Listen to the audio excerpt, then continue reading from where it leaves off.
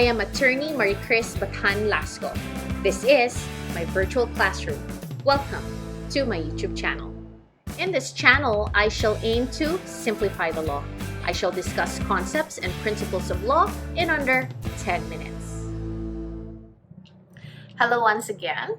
Welcome to our virtual classroom. For this video, I would like to talk about the doctrine of piercing the veil of corporate entity.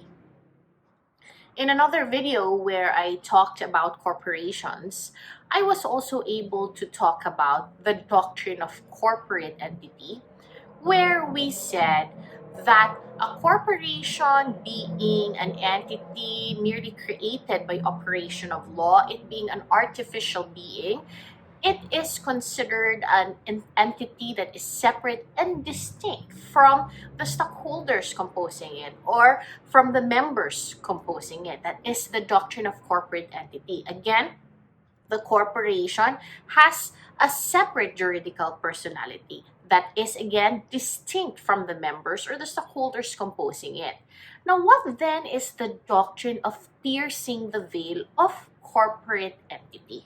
By the term piercing the veil, that will already tell you that we are to disregard the doctrine of corporate entity. We are to disregard treating the corporation as a separate entity. As I have mentioned in the previous video, when you say doctrine of corporate entity, yes, the corporation is to be treated separately such that the liabilities of the corporation will remain to be the liabilities of the corporation. It does not become the liabilities of the officers or the directors. That's the doctrine of corporate entity. But what is now this doctrine of piercing the veil? As mentioned, we disregard this separate and distinct personality of the corporation. The question now is, when do we disregard the separate and juridical personality of the corporation? When then do we consider the corporation and the directors and the officers as one? When do we pierce the veil? It is when the corporate entity or the corporation is used as a shield for fraud. The corporation now is used as a vehicle to perpetrate fraud or illegal activity.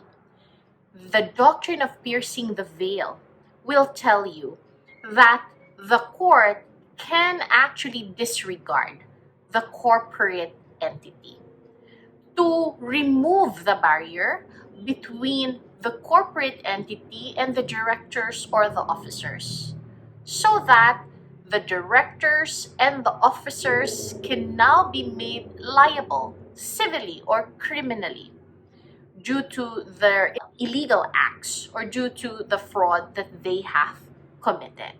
Let me give you an example to better understand the doctrine of piercing the veil. Again, when we discuss the doctrine of piercing the veil of corporate entity, we have to discuss side by side the doctrine of corporate entity. So now, the example. ABC Corporation borrowed money from Mr. X. Again, in the doctrine of corporate entity, we said that the corporation is separate and distinct from the stockholders of the corporation or from the incorporators of the corporation. So in that example, ABC Corporation borrowing money from Mr. X. If Mr. X now would want to demand payment for the loan that was obtained by ABC Corporation, then Mr. X will have to go after ABC Corporation. It shall be ABC Corporation that will be liable. In other words, it shall be the assets of ABC Corporation that will be used to pay off the debt to Mr. X.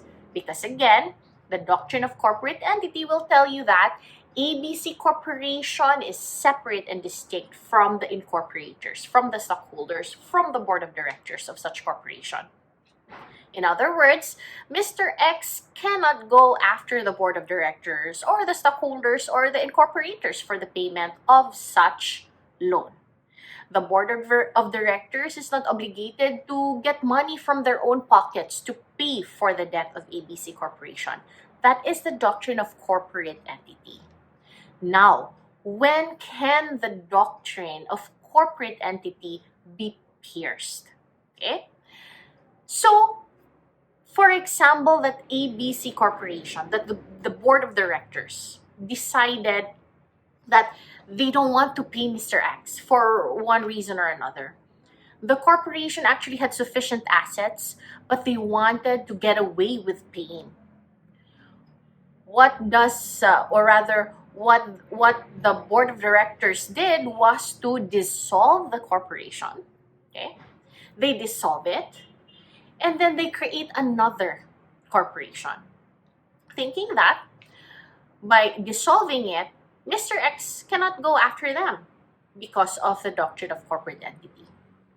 Now remember that the reason that they dissolved the corporation was for the purpose rather of defrauding Mr. X, so that the corporation will not be able to pay the debt of the corporation to X. They dissolved it. They as if they are unable to pay, and then they transferred all the assets of ABC Corporation to a new corporation, XYZ Corporation, still owned by the same set of owners or stockholders. Clearly, ABC Corporation now cannot be considered as separate and distinct from the board of directors, from the incorporators, or from the stockholders. Why? Because the doctrine of corporate entity was used as a vehicle for fraud. And so, Mr. X can now ask the court to pierce the veil, meaning Mr. X can now go after the board of directors, can now go after the officers who are guilty of committing this scheme, this fraudulent scheme. So while in the doctrine of corporate entity, the general rule is the corporation is separate and distinct, such that you cannot go after the officers or the board of directors for the debt of the corporation. In piercing the veil, such is allowed of going after the guilty member of the board of directors or the guilty stockholder for perpetrating the fraud, for using the corporation as a vehicle to commit fraud, just like in our example. So by piercing the veil, your creditor in our example, Mr. X, can now go after the officers, the members of the board of directors who were guilty of committing this fraudulent scheme. That is the concept. That is the principle behind the doctrine of piercing the veil of corporate entity. Another example where the corporation is used as a vehicle to commit fraud. Supposing Mr. A, okay, has several creditors. He is insolvent. Not necessarily that he has no properties, only that his properties are not enough to pay all his creditors. He does not want to pay any of them.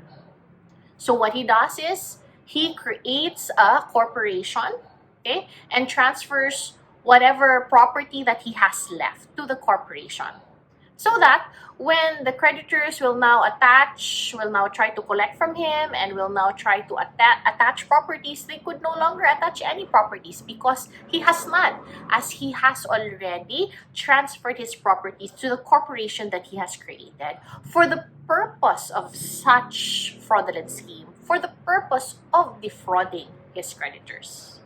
Now, can the creditors go after the corporation for the debts of Mr. A?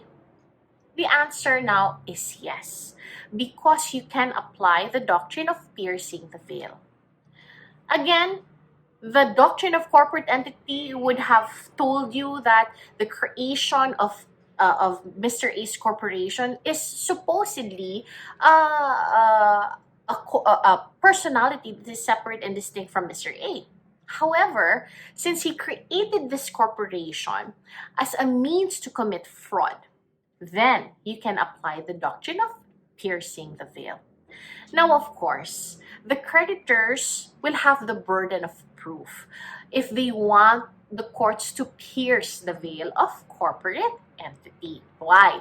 Because of the principle that he who alleges must prove.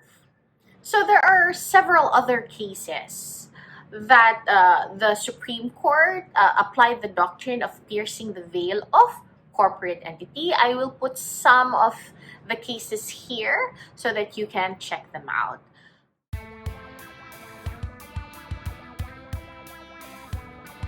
So that is it for this video. I hope you now understand what is meant by the doctrine of piercing the veil of corporate entity. See you next time. I hope you have learned something from this video.